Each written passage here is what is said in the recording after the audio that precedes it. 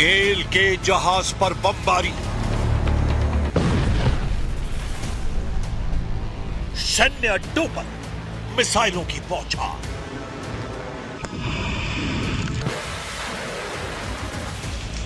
ये कैसा cease fire है जहां बातें कम, बारूद ज्यादा बरस रहा है। अमेरिका, ईरान दोनों जबरदस्त हमला कर रहे हैं।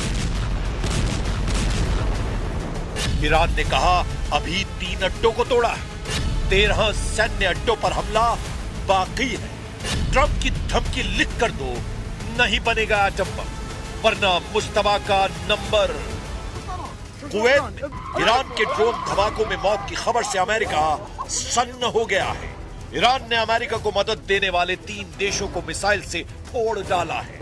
रेवोल्यूशनरी लड़ाकों ने अमेरिकी सैन्य ठिकानों वाले दुश्मन देशों को वार्निंग दी है कि अगला धमाका उन देशों पर होगा जहां भी ट्रंप फोर्स तैनात है।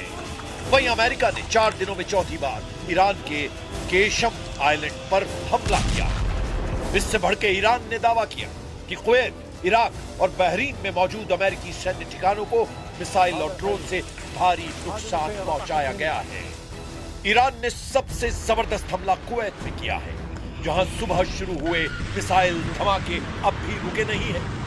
ईरानी हमलों से कुवैत इंटरनेशनल एयरपोर्ट पर अफरा तफरी मची है। हालांकि कुवैत ने बयान जारी कर कहा है कि उसके एयर डिफेंस सिस्टम दुश्मन की मिसाइलों और ड्रोन को रोकने की पूरी कोशिश कर रहे हैं। ज्यादातर विस्फोट इंटरसेप्शन ऑपरेशन के चलते हुए हैं, लेकिन कुवैत रिहायशी इलाकों में बारूदी तांडव दिखाई दिया है।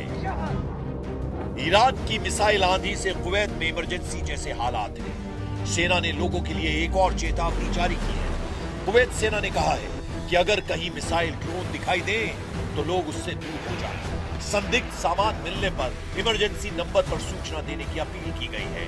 कुवैत की तरह बहरीन और इराक में अमेरिकी ठिकानों पर हाई अलर्ट है। बहरीन के गृह मंत्रालय ने चेतावनी सायरन बजाए हैं और लोगों से शांत रहने की अपील की है। बहरीन में नागरिकों को नजदीकी सुरक्षित स्थानों पर जाने और सुरक्षा निर्देशों का पालन करने के लिए कहा गया है।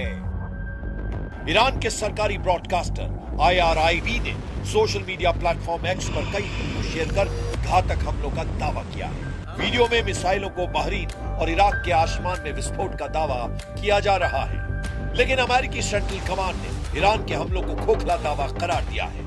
सेंटकॉम ने कहा है कि ईरान ने बहरीन में US नेवी के 5वें बेड़े के मुख्यालय और एक अमेरिकी एयरबेस पर मिसाइल और ड्रोन हमले का दावा किया है, लेकिन सभी हवाई खतरों को समय रहते रोक दिया गया और किसी भी अमेरिकी सैन्य ठिकाने पर हमला सफल नहीं हुआ है।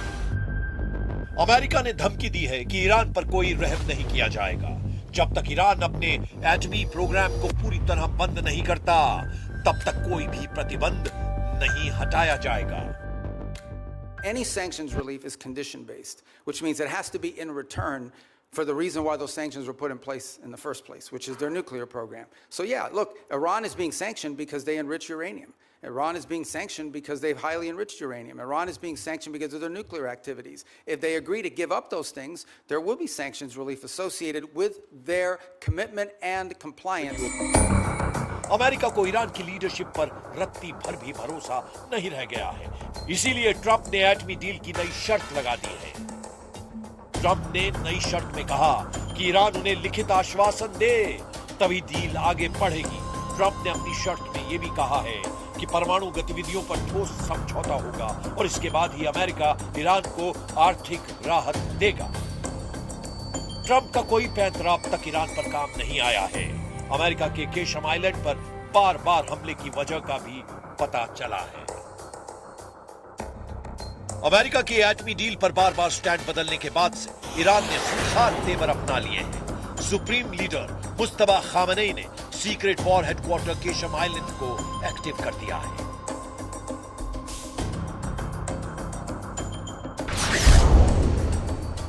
केशम आइलैंड फारस की खाड़ी में ईरान का सबसे बड़ा द्वीप है। यह हॉर्मुज़ स्ट्रेट के मुहाने पर है, जहां से दुनिया का लगभग 20 से 25% कच्चा तेल गुजरता है। 135 किलोमीटर लंबे आइलैंड में पहाड़ियों के नीचे ईरान ने सुरंगें और बंकर बनाए हैं। इन सुरंगों में सैकड़ों मिसाइलें तैनात की गई हैं। इन्हें मिसाइल फार्म भी कहा जाता है, जहां से ईरान लंबी और मीडियम रेंज की मिसाइलों को आसानी से लॉन्च कर रहा है। ये मिसाइलें फारस की खाड़ी में मौजूद किसी भी दुश्मन के जहाज को हिट कर रही हैं। मुस्तफा का ये अंडरग्राउंड युद्ध मुख्यालय गेम चेंजर साबित हो रहा है। ईरान ने केशम आइलैंड को ट्रंप के जंगी बेड़ों की तर्ज पर बना रखा।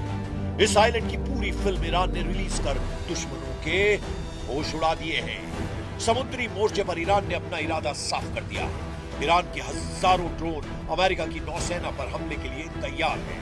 ईरान ने हॉर्मुज के आसपास टापुओं पर लड़ने के लिए अपने टैंक समंदर में उतार दिए हैं। ईरान के कमांडो भी सुरंगों से निकलकर लड़ने को तैयार है। और इन सब के पीछे खड़ी है ईरान की मिसाइल पावर, जिसके धमाकों की ताकत ट्रंप से बेहतर कौन जानता है। लेकिन इन सब के बीच अमेरिका को डराने वाली खबर केशम की मिसाइल सिटी से आई है। केशम आइलैंड की जमीन के नीचे मिसाइल बंकरों और ड्रोन बेस का एक बड़ा जाल है, जो यूएस के जंगी जहाजों को खाड़ी में पहुंचने से बहुत पहले ही ट्रैक कर लेता है, जिससे ईरान को पूरी तरह से स्ट्रेटेजिक दबदबा बनाने में आसानी हो रही है। ईरान के बेजोड़ प्लान और जबरदस्त हमलों से अमेरिका नए सिरे से अलर्ट हो गया है। इधर इजराइल ने अपनी वॉर प्लानिंग को नई धार दी है। पीएम नेतन्याहू ने ट्रंप से परमिशन लेकर अब ईरान में तख्ता पलट तक युद्ध का ऐलान किया है। ידע כל חורש רעה נגד ישראל שמזימותיו ייכשלו. המחיר שהוא ישלם יהיה כבד ביותר. המחיר שאיראן כבר שילמה הוא כבד מאוד מאוד. היסודות של משטר האימים הזה באיראן נסדקו. הוא לא ישוב להיות מה שהיה, ואני אומר לכם, סופו ליפול. ईरान को कंट्रोल करने से पहले इजराइल हिजबुल्लाह का टोटल सफाया करने में जुटा है। इजराइल ने लड़ाका ग्रुप के खतरे से संयुक्त राष्ट्र को भी अलर्ट किया है। संयुक्त राष्ट्र में इजराइल के राजदूत डैनी डैनन ने हिजबुल्लाह के ड्रोन खतरे को लेकर बड़ा बयान दिया। डैनन ने कहा कि ऐसे छोटे ड्रोन आज के समय की सबसे गंभीर चुनौतियों में एक बन गए हैं और इजराइल उनके हमले का इंतजार नहीं करेगा। डैनी डैनन अपने साथ एक छोटे ड्रोन की डमी लेकर पहुंचे। बैठक के दौरान उन्होंने डमी दिखाते हुए कहा कि हिजबुल्लाह जिन ड्रोन का इस्तेमाल कर रहा है उनका वजन 2 किलोग्राम से भी कम है और इन्हें आसानी से ऑनलाइन खरीदा जा सकता है। डैनन ने कहा ये ड्रोन किसी भी गाड़ी की खिड़की तक पहुंचाए जा सकते हैं और बेहद कम ऊंचाई पर उड़ते हैं, इसीलिए इनका पता लगाना मुश्किल होता है। डैनन ने आगे कहा कि जब तक आपको अपने सिर के ऊपर इसकी आवाज सुनाई देती है तब तक बहुत देर हो चुकी होती है। डैनन ने कहा कि इजराइल इन ड्रोन से निपटने के लिए नई तकनीकों और रणनीतियों पर काम कर रहा है। उन्होंने कहा कि इजराइल इस चुनौती का समाधान खोज लेगा। Now Hezbollah are using different kinds of drones. Few of them with fiber optic. These drones weigh less than 2 kilograms.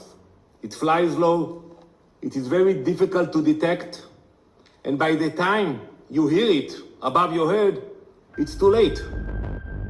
इस बीच इराक से इजराइल के लिए गुड न्यूज मिली है, जहां ईरान समर्थित 2 लड़ाका ग्रुप ने सरेंडर कर दिया है। ईरान समर्थित इराकी मिलिशिया अस्साइब अहल अल हक और इमाम अली ब्रिगेड ने अपने हथियारों को इराकी सेना को सौंपना शुरू कर दिया है। हालांकि नेतन्याहू से नाराज ट्रंप ने उन्हें सोमालिया फ्रंट पर करारा झटका दिया है। इजराइल ने सोमालीलैंड को नए देश की मान्यता दी है। सोमालीलैंड को सोमालिया से अलग मुल्क के रूप में मान्यता के मसले पर अमेरिका इजराइल के साथ नहीं है। वॉशिंगटन ने सोमालिया की एकता और अखंडता की पुष्टि की है। मिडिल ईस्ट से आई रिपोर्ट के मुताबिक सऊदी अरब और खाड़ी देशों के प्रेशर में ट्रंप ने सोमालिया का पक्ष लिया है। अमेरिकी विदेश विभाग ने कांग्रेस को सोमालीलैंड को लेकर एक रिपोर्ट दी है। इसमें कहा गया है कि सोमालीलैंड के विकास के लिए सोमालिया में शामिल किया गया था। सोमालीलैंड के साथ अमेरिका के बेहतरीन संबंध हैं, लेकिन वॉशिंगटन सोमालिया की संप्रभुता और अखंडता की पुष्टि करता है। रिपोर्ट में अमेरिकी अधिकारियों के हवाले से कहा गया है कि राष्ट्रपति डोनाल्ड ट्रंप शायद ही सोमालीलैंड को मान्यता देंगे, क्योंकि अरब और मुस्लिम देशों का उन पर दबाव है। सऊदी, कतर और पाकिस्तान जैसे देशों ने इसका खुलकर विरोध किया है।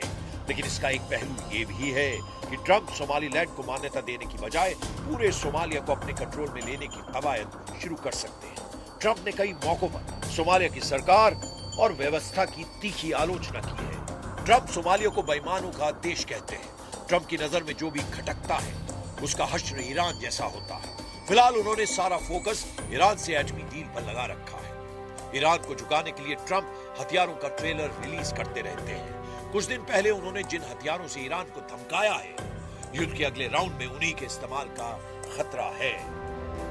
ट्रंप ने अपने social media platform truth social पर एक वीडियो जारी किया था जिसमें उनका एयरफोर्स 1 विमान, फाइटर जेट्स और परमाणु बम वर्षकों के बीच उड़ता हुआ नजर आ रहा था। इस वीडियो में एयरफोर्स 1 के साथ F-15 फाइटर जेट, B-1 और B-2 बॉम्बर भी थे। बीच में अमेरिकी राष्ट्रपति का विमान एयरफोर्स 1। ये फॉर्मेशन दिखाकर ट्रंप बतलाना चाहते हैं कि अमेरिका के हमले का वो कैसे नेतृत्व कर रहे हैं। लेकिन ईरान जिस जिद से जंग के मैदान में डटा है उसकी कोई काट नहीं है। ईरान अपने वजूद की लड़ाई में सब कुछ झोंकने के लिए तैयार है। सुपर पावर को बराबर की टक्कर देकर ईरान ने ये बतला दिया है कि हार जीत से अलग इस युद्ध के नतीजे होंगे। खाड़ी में महाशक्तियों के गुरूर टूटेंगे, सबसे घातक हथियारों का घमंड टूटेगा।